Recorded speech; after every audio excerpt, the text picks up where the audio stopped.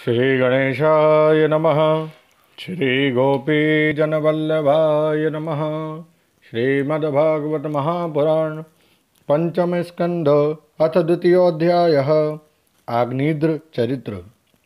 श्री सुखदेव जी कहते हैं, पिता प्रियव्रत के इस प्रकार तपस्या में संलग्न हो जाने पर राजा आग्नेयद्र उनकी आज्ञा का अनुसरण करते हुए जम्बू द्वीप की प्रजा का धर्मानुसार पुत्रवत पालन करने लगे।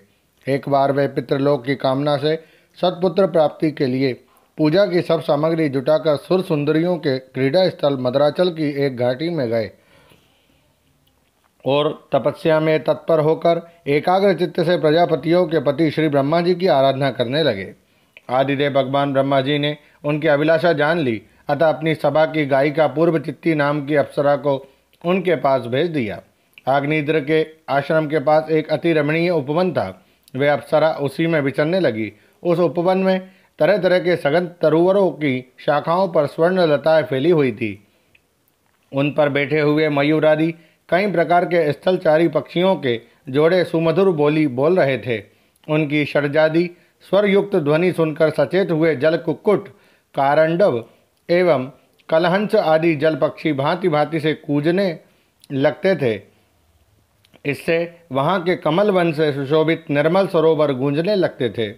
पूर्व चित्ती की विलासपूर्ण सुललित गतिविधि और पाद विन्यास की शैली से पद पद पर उसके चरण नूपुरों की झनकार हो उठती थी। उसकी मनोहर ध्वनि सुनकर राजकुमार आग्नेयद्र ने समाधि योग द्वारा मूंदे हुए अपने कमल कली के समान सुंदर नेत्रों को कुछ कुछ खोल कर देखा तो पास ही उन्हें वह अप्सरा दिखाई दी। वे भ्रमरी के समान एक एक फूल के पास जाकर उसे सूंघती थी तथा देवता और मनुष्यों के मन और नयनों को आह्लादित करने वाली अपनी विलासपूर्ण गति, क्रीड़ा, चापल्य, लज्जा एवं विनय युक्त चितवन, सुमधुर वाणी तथा मनोहर अंगावयवों से पुरुषों के हृदय में कामदेव के प्रवेश के लिए द्वार सा बना देती थी।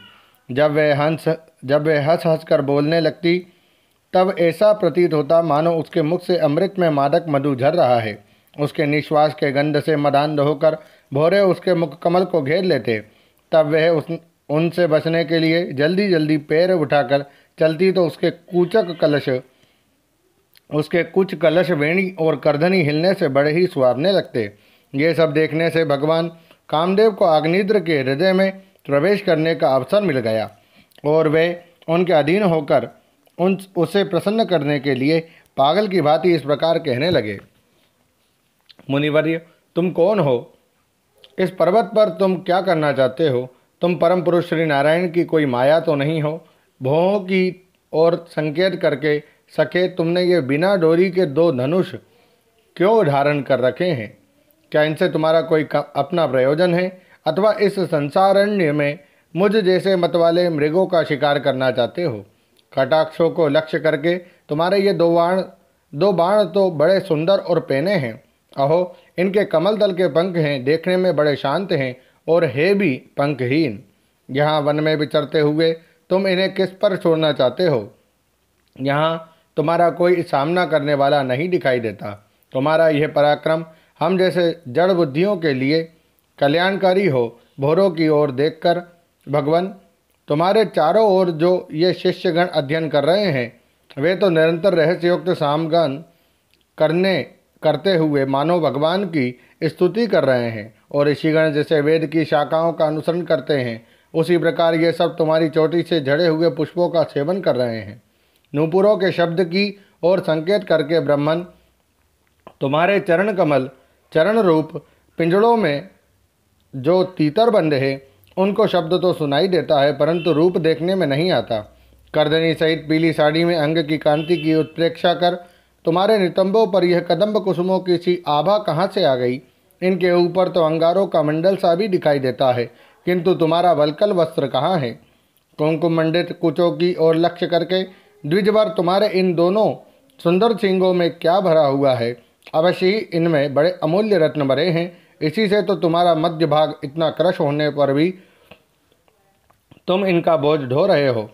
यहाँ जाकर तो मेरी दृष्टि भी मानो अटक गई है। और सुभग, इन सींगों पर तुमने ये लाल लाल लेप सा क्या लगा रखा है? इसकी गंध से तो मेरा सारा आश्रम महक उठा है। मित्रवर, मुझे तो तुम अपना देश सिखा दो, जहाँ के निवासी अपने वक्षस्थल पर ऐसे अद्भुत अवयव धारण करते हैं जिन्होंने हमारे जैसे प्राणियों के चित्तों को क्षुब्ध कर दिया है, तथा मुख में विचित्र हाव भाव, सरस भाषण और अधरामृत जैसी अनूठी वस्तुएं रखते हैं। प्रियवर, तुम्हारा भोजन क्या है जिसके खाने से तुम्हारे मुख से हवन सामग्री की सी सुगंध फैल रही है? मालूम होता है तुम कोई विष्णु भगवान की कला ही हो, इसीलिए तुम्हारे कानों में कभी पलक न मारने वाले मकर के आकार के 2 कुंडल हैं। तुम्हारा मुख एक सुंदर सरोवर के समान है, उसमें तुम्हारे चंचल नेत्र भय से कांपती हुई 2 मछलियों के समान, दंतबंकती हंसों के समान और घुंघराली अलकाबली भौरों के समान शोभायमान। तुम जब अपने कर कमलों से थपकी मारकर इस गेंद को उछालते हो, तब यह दिशा विदिशाओं में जाती हुई मेरे नेत्रों को चंचल तो कर ही देती है, साथ साथ मेरे मन में भी खलबली पैदा कर देती है।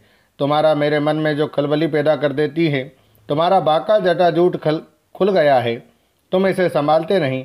अरे ये धूर्त वायु कैसा दुष्ट है जो बार बार तुम्हारे नीवी वस्त्र को उड़ा देता है।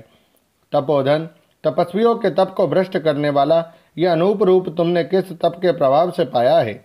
मित्र, आओ कुछ दिन मेरे साथ रहकर तपस्या करो, अथवा कहीं विश्व विस्तार की इच्छा से ब्रह्मा जी ने ही तो मुझ पर कृपा नहीं की। सचमुच तुम ब्रह्मा जी की ही प्यारी देन हो। अब मैं तुम्हें नहीं छोड़ सकता। तुम में तो मेरे मन और नयन ऐसे उलझ गए हैं कि अन्यत्र जाना ही नहीं चाहते। सुंदर सींगों वाली, तुम्हारा जहाँ मन हो मुझे भी वहीं ले चलो। मैं तो तुम्हारा अनुचर हूँ और तुम्हारी ये मंगलमयी सखियाँ भी हमारे ही साथ रहे। श्री सुखदेव जी कहते हैं, राजन, आग्निद्र देवताओं के समान बुद्धिमान और स्त्रियों को प्रसन्न करने में बड़े कुशल थे। उन्होंने इसी प्रकार की रति चातुर्यमयी मीठी मीठी बातों से उस अप्सरा को प्रसन्न कर लिया। वीर समाज में अग्रगण्य आग्निद्र की बुद्धि, शील, रूप, अवस्था, लक्ष्मी और उदारता से आकर्षित होकर वह उन जम्बूद्वीपाधिपति के साथ कई हजार वर्षों तक पृथ्वी और स्वर्ग के भोग भोगती रही। तदनंतर नृपवर आग्निद्र ने उसके गर्भ से नाभि, किम पुरुष, हरिवर्ष, इलावर्त, रम्यक, हिरण्यमय, कुरु, भद्राश्व और केतुमाल नाम के 9 पुत्र उत्पन्न किए।